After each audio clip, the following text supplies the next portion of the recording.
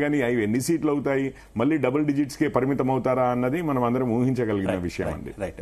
ఒకసారి అటు కర్ణాటకలో జరిగినటువంటి ఉప ఎన్నిక గనుక మనం చూసుకుంటే, కర్ణాటకలోని చెన్నపట్న అసెంబ్లీ ఉప ఎన్నిక ఫలితాల్లో హీరో నిఖిల్ కుమారస్వామి అయితే లీడ్ లో కంటిన్యూ అవుతున్నట్టు తెలుస్తుంది. జేడీఎస్ నుంచి బరిలోకి దిగిన ఆయన 783 ఓట్లతో అయితే ప్రెసెంట్ లీడ్ లో ఉన్నారు. ఆయన జాగ్వర్ సినిమాతో హీరోగా వచ్చారు. ఇక కేంద్ర మంత్రి కుమారస్వామి కుమారుడే ఈయన.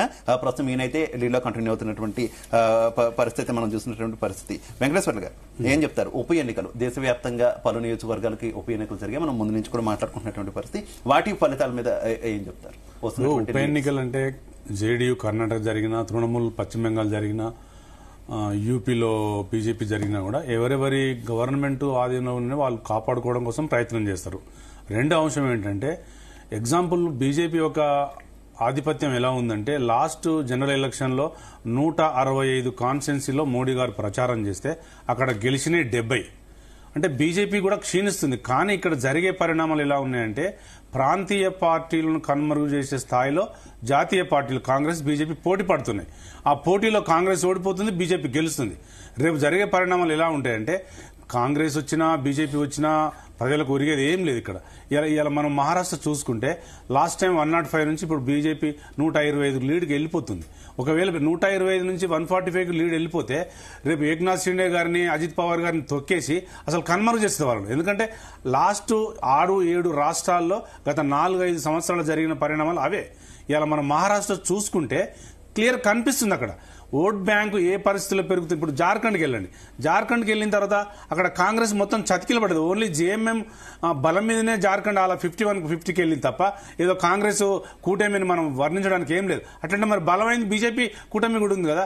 ఇలా దళితులు, ఆదివాసులు, బీసీలంతా జేఎంఎం వెనకాల ఉన్నట్టు కనిపిస్తుంది. అక్కడ ఉన్నటువంటి 81 సీట్లలో మొత్తం 50+ వచ్చారు వాళ్ళు.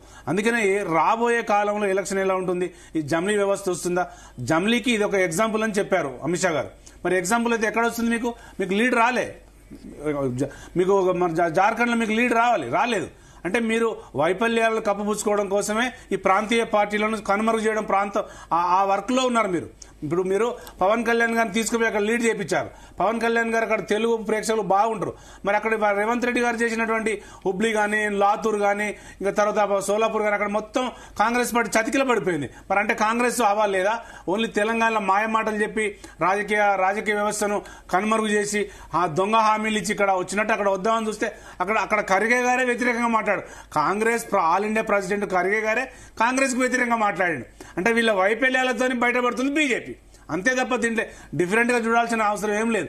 ఆల్రెడీ క్లియర్ కట్ కనబడుతుంది. మహారాష్ట్రలో వాళ్ళు అజిత్ పవార్ గారిని, తర్వాత షిండే గారిని వాళ్ళ సంకల కింద తీసుకొని ఎలా ఉద్బోధన చేసి ఎలా పరిపాలించాలని చేసేసి హిందుత్వం పోటీ అయిపోయింది. అక్కడ శివసేన హిందుత్వ పార్టీ, బీజేపీ హిందుత్వ పార్టీ, ఆ రెండు పోటీలో ఇవాళ కాంగ్రెస్ ఖతం అయిపోతుంది. అదే కనిపిస్తుంది తప్ప ఇలా ఒక క్లారిటీగా ఒక సమస్యల మీద మహారాష్ట్ర యొక్క మరాఠవాడి పరిస్థితులు, వాళ్ళ హక్కుల గురించి, విదర్భ యొక్క రాష్ట్రం గురించి, సోలాపూర్ యొక్క పరిస్థితి గురించి, నాందేడ్ పరిస్థితుల గురించి ఇలా మీరు చూడండి. కాంగ్రెస్ ను చతికిలబడే స్థితికి మన ఎంఐఎం తీసుకెళ్లింది. ఎంఐఎం తీవ్ర స్థాయిలో దెబ్బ కొట్టింది ఇలా మహారాష్ట్ర. దాదాపు 22 నుంచి 28 కాన్స్టిట్యున్సీలలో ఎంఐఎం 5,000-10,000 లీడ్ చేస్తుంది. అక్కడ ఔరంగాబాద్ లో కూడా ఎంఐఎం లీడ్ లో ఉంది.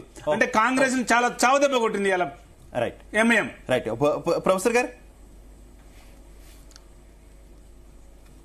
వినోద్ కుమార్ గారు, ప్రొఫెసర్